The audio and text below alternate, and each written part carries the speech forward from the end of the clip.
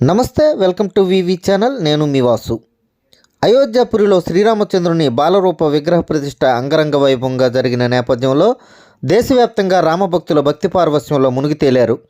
500 ఏండ్ల తర్వాత అయోధ్యలో బాలరాముని విగ్రహ పునఃప్రతిష్ఠ జరిగిన నేపథ్యంలో పార్వతీపురం మన్యం జిల్లా వ్యాప్తంగా పలు గ్రామాల్లో పండుగ వాతావరణం నెలకొంది.